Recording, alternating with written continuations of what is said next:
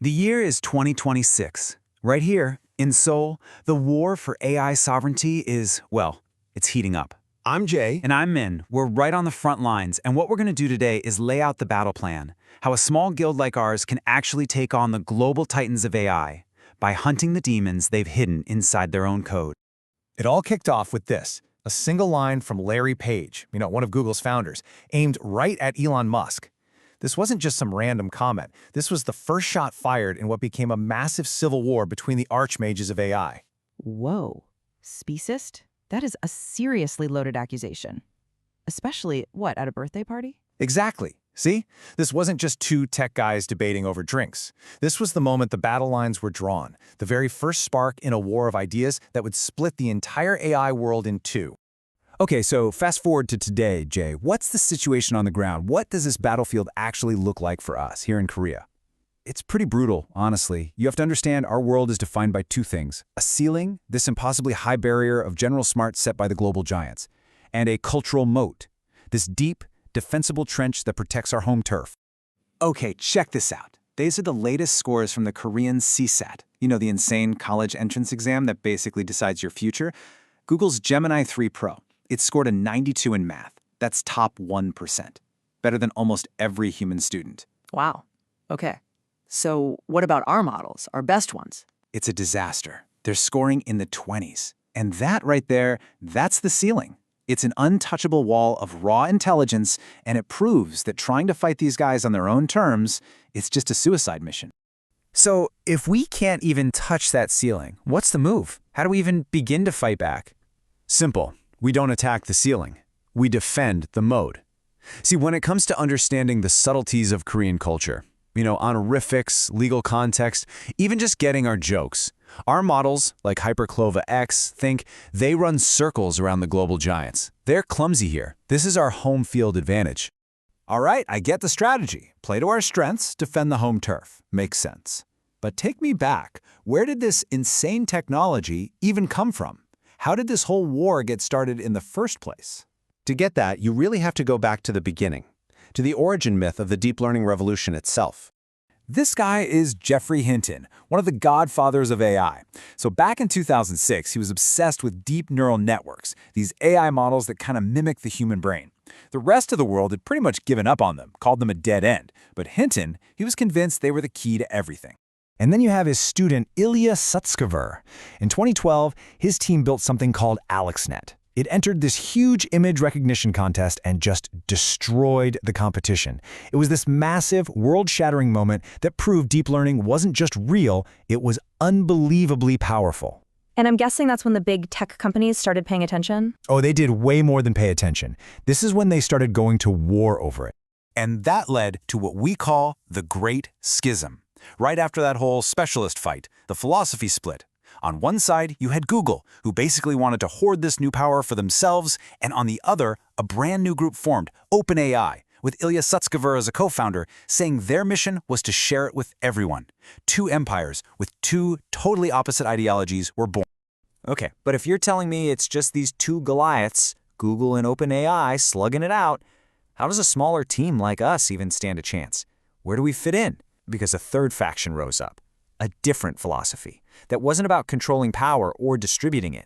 It was about giving it away for free. The open source rebellion.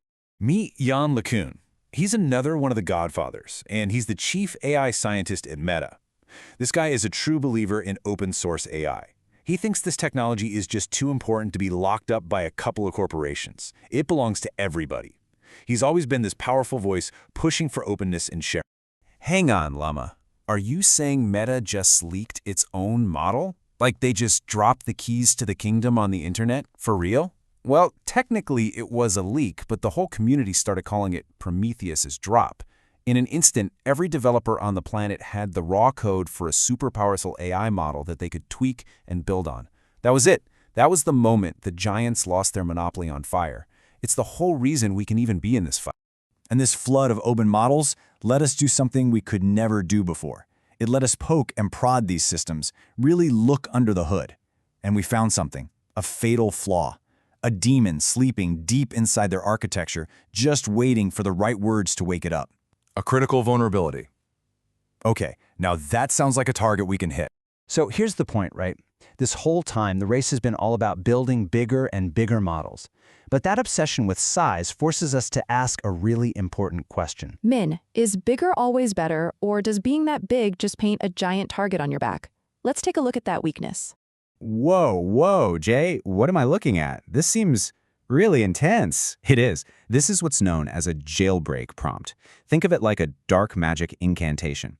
It's a type of attack that uses super specific, carefully engineered language to trick an AI into ignoring all of its safety rules. We pointed this exact prompt at Solar Pro 2, which is supposed to be one of the top models for Korean education, just to see what would happen. And this is what happened. The AI safety protocols just shattered. It started generating incredibly toxic and harmful stuff. For a tool designed to be used in schools, this was a catastrophic failure, and it exposed this massive flaw that exists in so many of these huge models. Man, that's a huge deal. It just proves that you can't just bolt on a few safety rules at the end and expect the AI to be trustworthy. Exactly. The public backlash was insane, as you can imagine. It forced a total rethink of AI safety and reliability here in Korea. And this is what it all comes down to. The real weak point in this whole bigger is better strategy isn't performance. It's not about speed or accuracy. It's about trust. In this mad dash for more power, they've built these giants on really fragile foundations. They're incredibly powerful, yeah, but they're also incredibly easy to break. Okay, so we found the demon. The weak spot is trust and safety. So what's our grand strategy at banya.ai? How do we use that to build something better? The plan isn't to start from scratch. It's not about inventing some brand new magic. It's about studying the entire history of this war and forging a new weapon by synthesizing the very best ideas from every single side. Think of this as our sacred scroll, our strategic map. It traces the entire family tree of the AI saga. We believe the path to victory isn't some single brilliant new idea. It's about deeply understanding the history of the entire field and then combining the best tactics from all the warring factions. Our strategy is what we call the grand synthesis. We start with the insane, cutting-edge innovation from places like DeepMind. Then we combine that with the open and collaborative spirit of Meta. We weave in the lean, mean efficiency from models made by companies like DeepSeek, and we ground the whole thing in the pragmatic, get-it-done approach of Korean engineering. So we're not picking a side in the war. We're eluding the best weapons from all the armies to build something new, something stronger. And all of that leads us to our ultimate weapon, what we call a vertical sovereign AI. So we're not trying to build another god-killer model to attack that ceiling. Exactly right. We're not building a sword. We're forging the perfect shield. A sharp, focused, and deeply trustworthy intelligence designed for one mission and one mission only. To operate flawlessly inside our cultural moat, and to defend it with technology that's not just powerful, but that you can actually trust. Which really brings us to the final question that we're trying to answer with our work. In this new kind of war, this war for the future of intelligence itself, is the winner going to be the one who just builds the biggest, most powerful weapon? or is it going to be the one who understands the whole history of the fight and has the wisdom to forge exactly the right tool for exactly the right battle? That's what we're here to find out.